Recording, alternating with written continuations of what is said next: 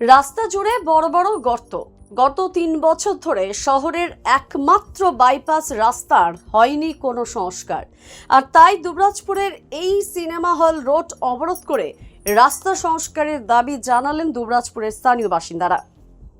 স্থানীয়রা অভিযোগ করছেন, রাস্তার এই বেহাল দশা হওয়ার জন্য টোটো চালকরা এলাকায় ঢুকতে চান না, ঢুকলেও অতিরিক্ত ভাড়া দাবি করেন। ফলে ভোগান্তির শিকার হচ্ছেন স্থানীয় বাসিন্দারা।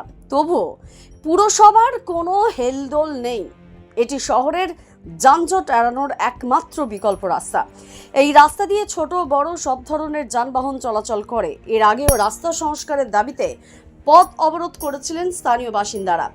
জোড়াতালি দিয়ে মাঝখানে একবার কাজ হলেও পরবর্তীতে রাস্তা সংস্কারের আশ্বাস দেওয়া হয় পৌরসভার তরফ থেকে, কিন্তু সেই কাজ এখনো শুরু না হওয়ায় শুক্রবার সকালে প্রায় আধ ঘন্টা ধরে দুবরাজপুরের এই সিনেমা হল রোড অবরোধ করেন স্থানীয় বাসিন্দারা।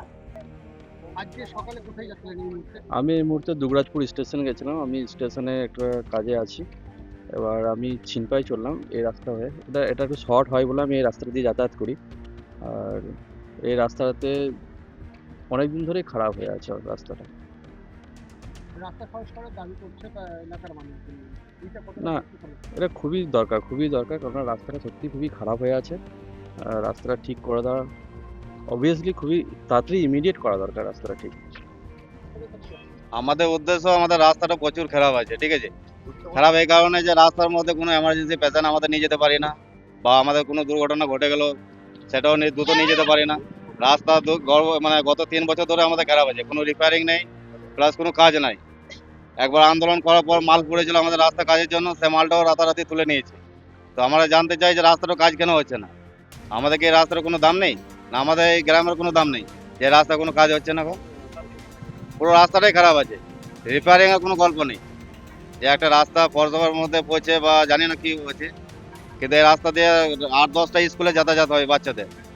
অথচ কলেজ আছে এখানে, একটা নামি গামি কলেজ, এটা নিয়ে দুবরাজপুর, গোটা দুবরাজপুরটাই চেনে, ফার্মাসি কলেজ। তো রাস্তার মধ্যে কোনো ইয়ে নাই। ভাইস চেয়ারম্যান বলেছিল, জানানো হয়েছে একবার, এর আগে আন্দোলন হয়েছিল। তা আন্দোলন হওয়ার পর মালও পড়েছিল, 2 গাড়ি 3 গাড়ি যাই হোক মাল পড়েছিল আমাদের এখানে নিকটেই পড়েছিল, ফ্যাক্টরিটা নিকটেই। কিন্তু রাতারাতি দেখছি 2 দিন পর মালটা নেই। তো সেটা কারণে জানতে পারি না যে মালটা কেন নেই। পরে জানতে পারি যে আমাদের যে চেয়ারম্যান, সে বলে যে রাস্তাটা পৌরসভার মধ্যে পড়ে না। তো পৌরসভার মধ্যে যখন পড়ে না, তো রাস্তাটা আমরা পুরো ফেলে দিতে পারি তাহলে। এর কিছুদিন আগে একবার আমাদের আমরা আন্দোলন সেটার জন্য, করেছিলাম। আমাদের আন্দোলন যে রাস্তাটা যেন দ্রুত ঠিক হয়, আর কিছু দাবি নেই। আমাদের রাস্তা কাজ হয়ে গেল, আমাদের সমাধান শেষ। খবর পেয়ে ঘটনাস্থলে আসেন দুবরাজপুর থানার পুলিশ। অবশেষে 10 থেকে 15 দিনের মধ্যে রাস্তা সংস্কারের কাজ হবে। পুলিশের এই আশ্বাসে অবরোধ তুলে নেন স্থানীয় বাসিন্দারা। এই বিষয়ে পৌর কর্তৃপক্ষের প্রতিক্রিয়া জানতে চাওয়া হলে তারা জানান,